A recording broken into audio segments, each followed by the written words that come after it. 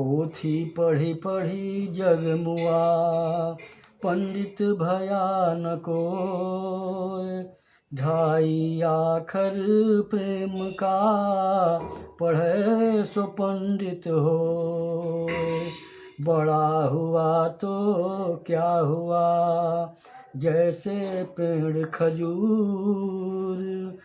पंथी को छाया नहीं, फल लागे अति दूर। बुरा जो देखन में चला, मुझसा बुरा न कोय। बुरा जो देखन में चला, मुझसा बुरा न कोय।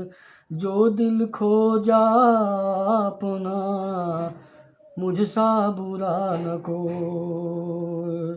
बुरा जो देखन में चला, बुरा न मिलिया कोय। जो दिल खोजा अपना, मुझसे बुरा न कोय। गुरु गोविंद दो खड़े, काको लागू पाए।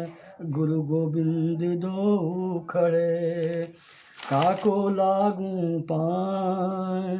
बलिहारी गुरु आपनो, गोविंद दियो बताए। माटी कहे कुम्हार से, क्यों तू रौंदे मोय।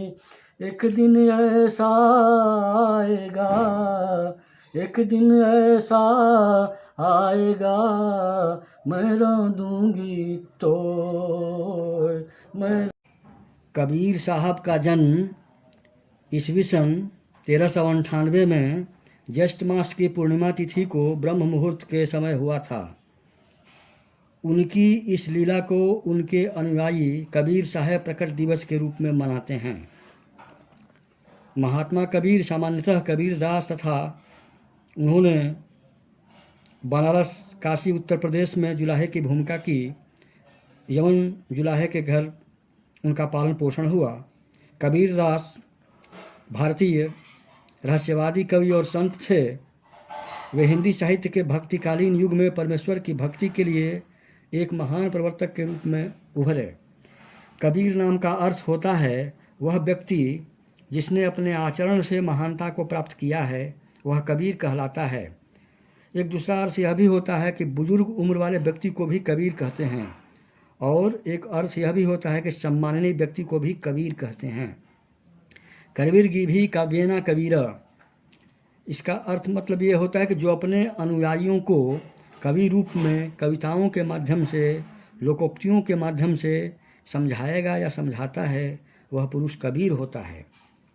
कबीर का जन्म सन ईस्वी 1398 में लहर तारा, बनारस, काशी, उत्तर प्रदेश में हुआ था, और इनकी मृत्यु सन ईस्वी 1994 में, मतलब 96 वर्ष की अवस्था में हुई थी।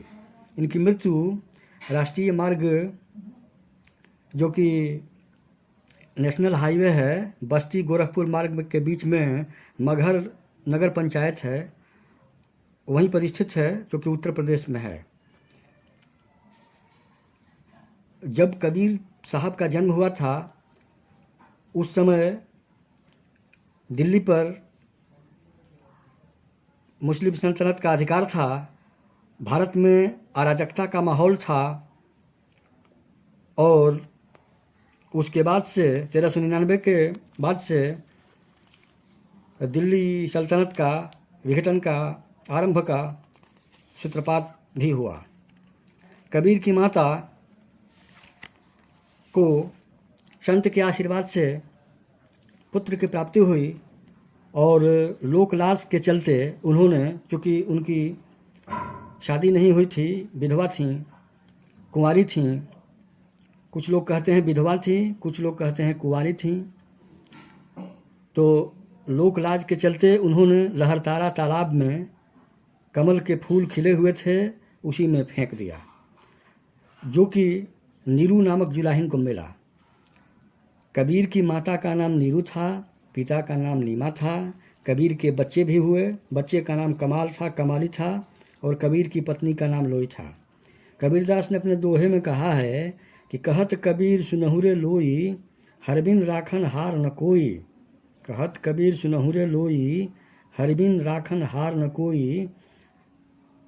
उनकी पत्नी का नाम लोई था।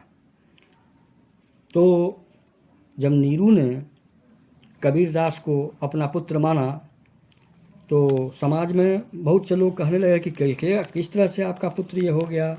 तो उस समय कबीरदास बच्चे थे और उन्होंने कहा कि बच्चे ही थे तो उन्होंने कहा कि मैं जो हूँ ईश्वर का अंश हूँ और मेरा यह शरीर जो है हाड़ मांस का नहीं है, मैं सर्वशक्तिमान हूँ, ईश्वर हूँ। तब लोग जो थे, जो सुनने वाले थे, इस बात को मान गए कि बालक चमत्कृत है, चमत्कारी है, रहस्यवादी है।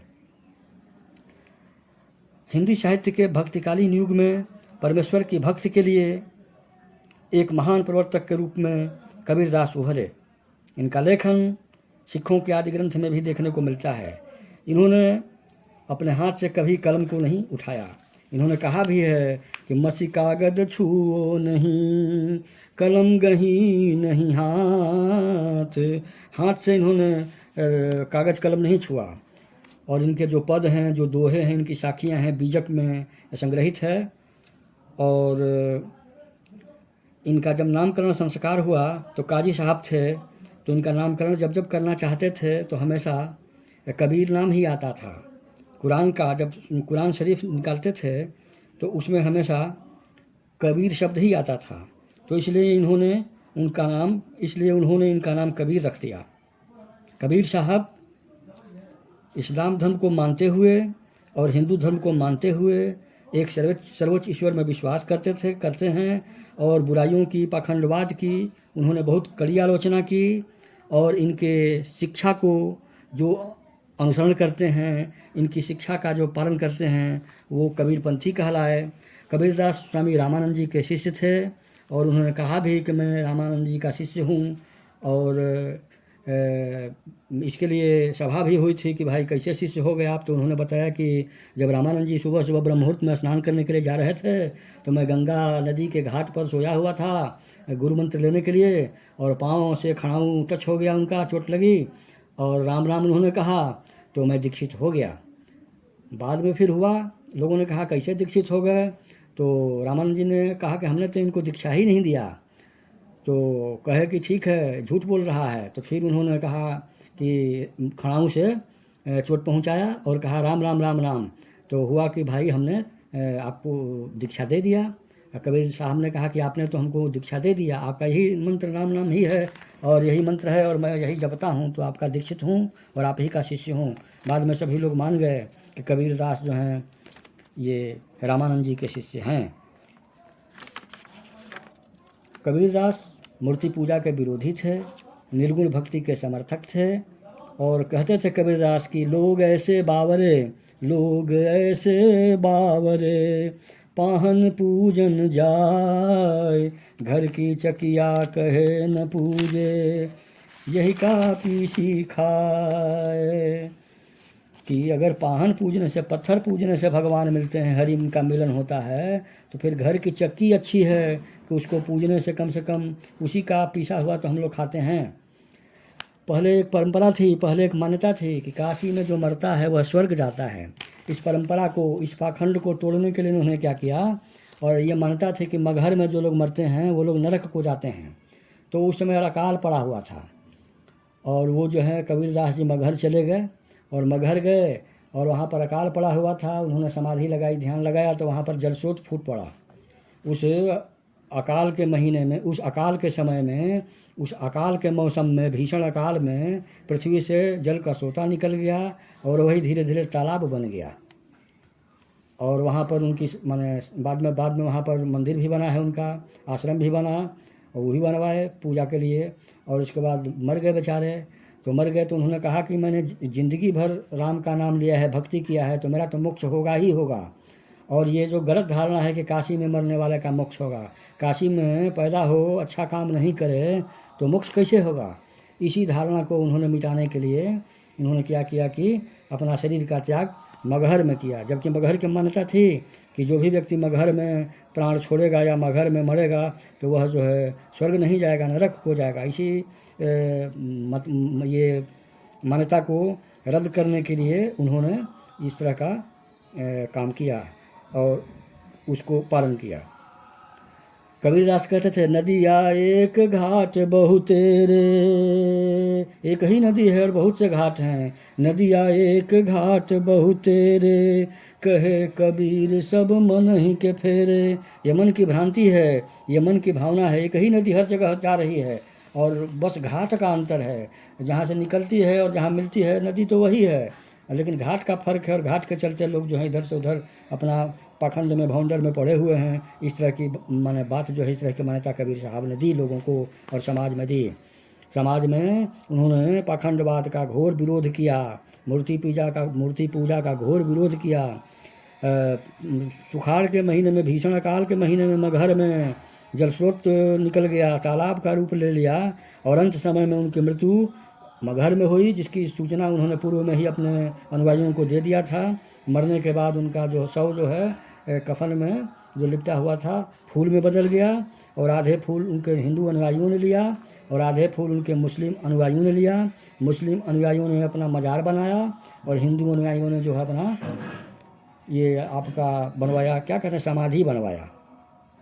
तो आज कबीर जयंती है और कबीर जयंती ज्येष्ठ पूर्णिमा को मनाई जाती है और कबीरदास को हम प्रणाम करते हैं, कबीरदास को हम नमन करते हैं और कबीरदास को हम याद करते हैं और अपनी वाणी को विराम दे रहे हैं कि माया मरी न मन मरा, माया मरी न मन मरा, मर मर गया शरीर, आशा तृष्णा ना मरी।